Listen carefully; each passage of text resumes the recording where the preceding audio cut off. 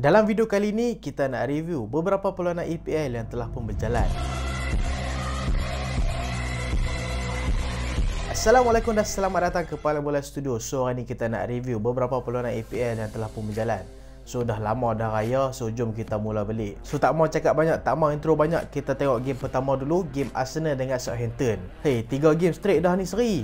Memanglah tak kalah, tapi mereka ni tengah ligan title. Hari tu Dahlia buat giveaway dapat Maguire waktu lawan Sevilla. Ni Ramsdale pula buat giveaway. Aku sampai tak ada lagi nak buat giveaway, mereka buat giveaway dulu. Dan satu benda yang hampa tak boleh nafikan adalah Arsenal memang struggle gila tanpa Saliba. Dan satu lagi, kemungkinan Arsenal lah ni, mereka lah ni tengah kurang kepercayaan diri. Import daripada mereka ni seri dengan Liverpool dulu. Sebab sebelum tu kalau hang tengok depa ni tak ada Saliba, still boleh menang dengan Crystal Palace, still boleh menang dengan Leeds United. Dan 2 game sebelum ni lawan dengan pasukan West Ham boleh kata kuat jugalah. Lawan dengan pasukan Liverpool, okeylah dekat Anfield boleh seri. Tapi ni lawan dengan pasukan Southampton, pasukan dekat tangga ke-20. Memang sayang gila Arsenal gagal dapatkan mata penuh. Kalau lah ni depa dalam top 4 battle tercicir point boleh tak apa lagi. Ni lah ni depa dalam title race, dan lah ni depa dah main lebih game daripada pasukan Manchester City. Dan aku rasa game dekat Etihad nanti adalah game penentuan untuk depa dua-dua. Tapi kita cerita sikit pasal game ni ah. Bila Saliba tak ada Holding jaga tempat dia, bukanlah nak kata Holding ni teruk sangat, tapi dia ni tak cukup bagus untuk gantikan tempat Saliba. Dan dua pemain ni memiliki ciri permainan berbeza yang bagi impak besar dekat permainan Arsenal. Kalau hang tengok ah, Saliba selalu kalau dapat bola, dia ni akan cuba bawa bola naik atas, ataupun dia ni akan berani untuk pass ke midfield pasukan Arsenal untuk pecahkan presi pasukan lawan. So Arsenal boleh mulakan counter attack dengan Saliba. Tapi Holding bukan cara permainan macam tu. Holding bila dapat bola, hang nampaklah Holding dia hold bola, lepas tu dia clear. Nama pun Holding. Alcaraz pula perform lain macam CR dalam game ni. First half Southampton leading 2-1. Masuk second half, sebab Arsenal memang mau tak mau mereka kena menang. Jadual yang boleh kata senang lepas lawan Liverpool tu adalah lawan dengan pasukan West Ham dengan Southampton ni. Lepas ni mereka akan jumpa pasukan macam Manchester City, macam Newcastle yang tengah perform. Tapi sayang mereka tercicir mata dalam game ni. Fabio Vieira nak kata memang raib. Mungkin dia ni jenis macam member-member kita yang pas kad dekat office pukul 8, tapi hilang pukul 11 baru jumpa balik.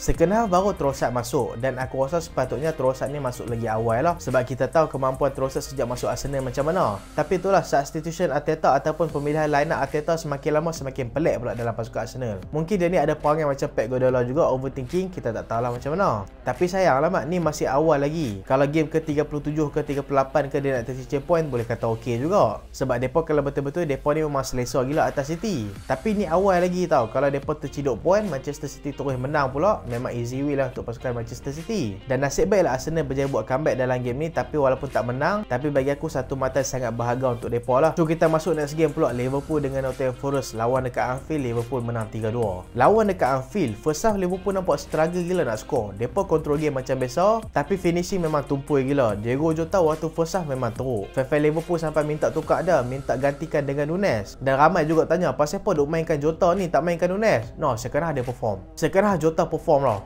Separuh masa kedua Jota macam pi dekat kepala fan Liverpool, lepas tu dia tampak dari depa. Dia kata, ni aku perform sekarang, nak kata apa. Tapi second half attacking pasukan Liverpool lagi kreatif. Satu lagi disebabkan pasukan Nottingham Forest, depa main open sikit waktu second half, buatkan pasukan Liverpool mudah untuk dapatkan gol. Dalam game ni aku sayang dekat pasukan Nottingham Forest tau. Sebab anda dapat nampak permainan Nottingham Forest dalam game ni, lagi-lagi second half, depa macam bukan main kat Anfield tau. Depa macam main dekat home depa sendiri. Depa selesa dengan bola. Depa berani nak keluar attack, tapi disebabkan depa ni terlalu berani nak keluar attack, defend depa terabak pula. Liverpool senang dalam game ni. Depa dapat bola, depa change side ataupun depa bawa long ball je untuk pecahkan defense pasukan Nottingham Forest. Anda dapat nampak dalam game ni pasukan Nottingham Forest memang cuba untuk menang. Sebab apa? Sebab kalau depa kalah dalam game ni, depa akan duduk dalam bottom 3. Aku terkejut juga tengok set piece play daripada pasukan Nottingham Forest. Depa banyak dapatkan gol daripada set piece. Throw in depa pun boleh kata bagus juga. Tapi sayang disebabkan defense depa ni teruk, dia attacking pasukan Liverpool tajam. Liverpool berjaya skor 3 gol dalam game ni, Nottingham Forest skor 2 gol je. Dekat last minute pun ada juga pasukan Nottingham Forest cuba untuk dapatkan gol penyamaan. Tapi memang good game untuk pasukan Nottingham Forest, good game juga untuk pasukan Liverpool. Alisson aku tengok dia memang fresh gila waktu bola gol pertama tu. Sebab dia aku rasa iyalah dia nak liga clean sheet kan. Salah pula Lani skor lagi gol dalam game ni.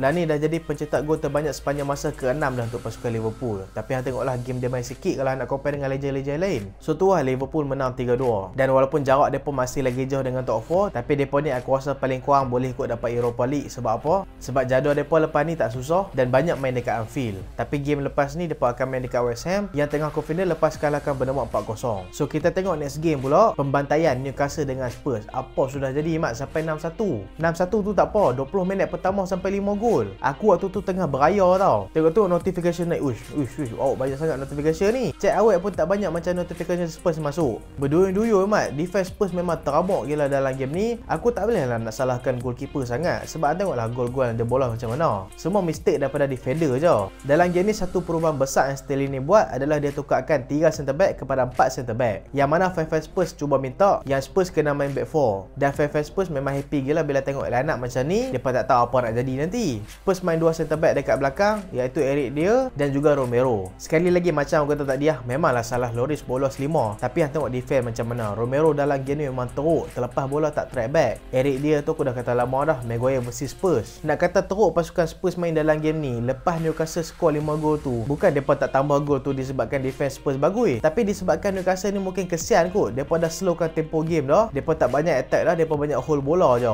Spurs dalam game ni defense terabak, midfield terabak, attacking jangan duk kata lah. Masing-masing macam main individual tau, macam tak ada taktik dalam game ni. Second half Spurs cuba comeback tapi dapat 1 gol, lepas tu kena 1 gol balik kalau Wilson score. Kalau Wilson dah banyak kali dah dia jadi super sub. Masuk-masuk je lepas tu terus score.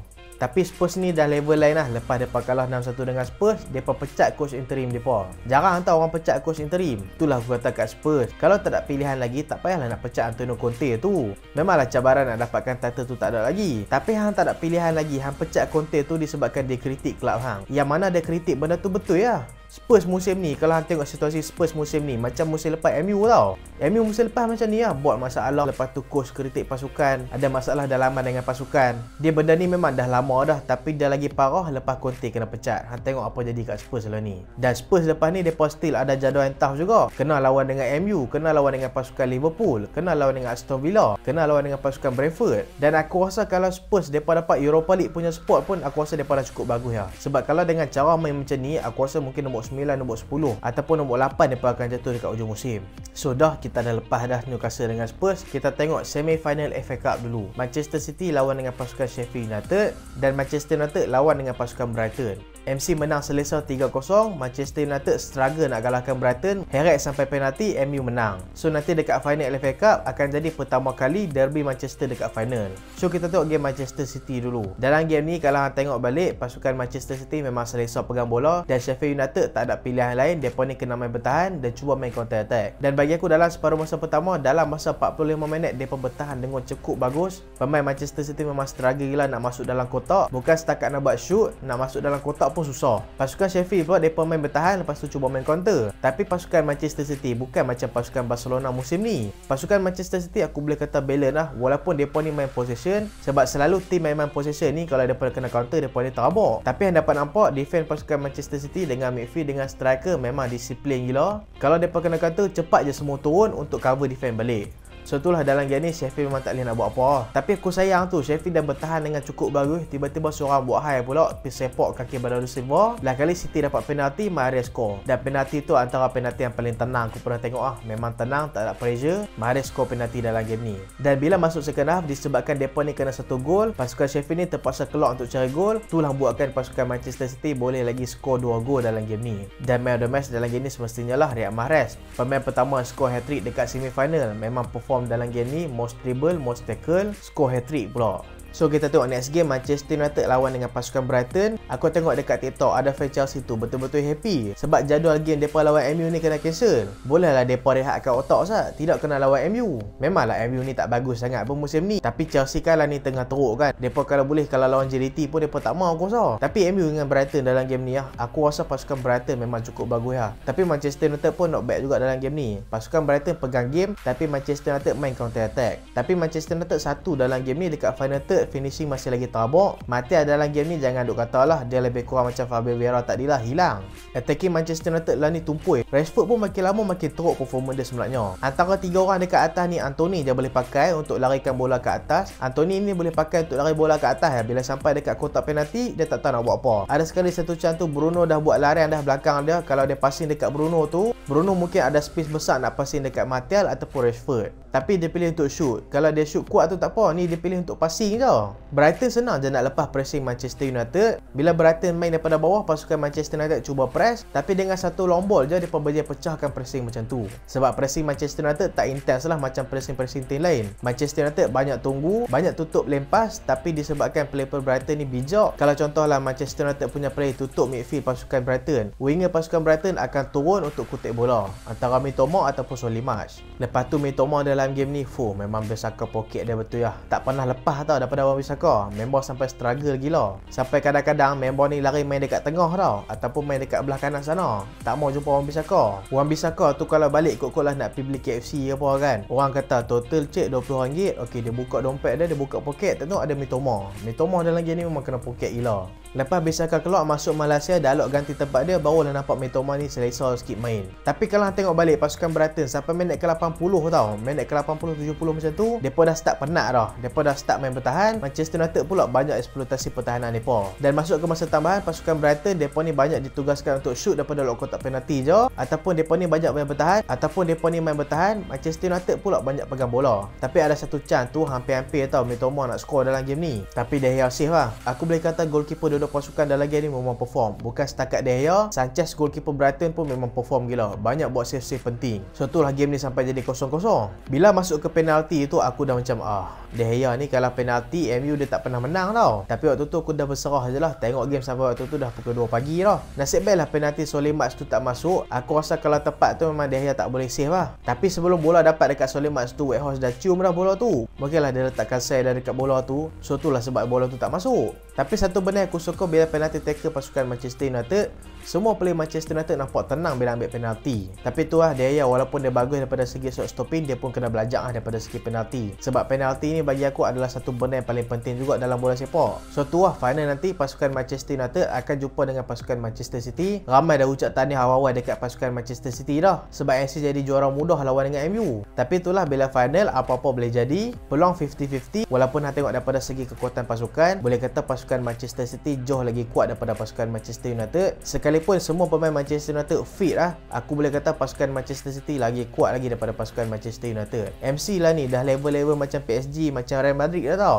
Mereka bukan MC yang 5 tahun dulu. Mereka lah ni adalah MC yang lagi kuat. Tapi tu lah, peluang masih lagi 50-50. Apa-apa boleh jadi dalam bola sepak. Kita tengoklah nanti jadi macam mana. So itulah review kali ni. Minggu ni akan ada 2 game EPL tau. Dan akan ada game besar Manchester City lawan dengan pasukan Arsenal nanti. Apa prediction hampa untuk game ni? Adakah hampa rasa Arsenal akan menang dengan Manchester City untuk menghidupkan kembali peluang mereka untuk julang EPL, ataupun MC akan kalahkan Arsenal untuk pintas mereka untuk kedudukan top 1? Sebab Arsenal tak pernah menang dekat MC sejak 2015 tau. Dah lama dah tu. Dekat 10 tahun dah tu.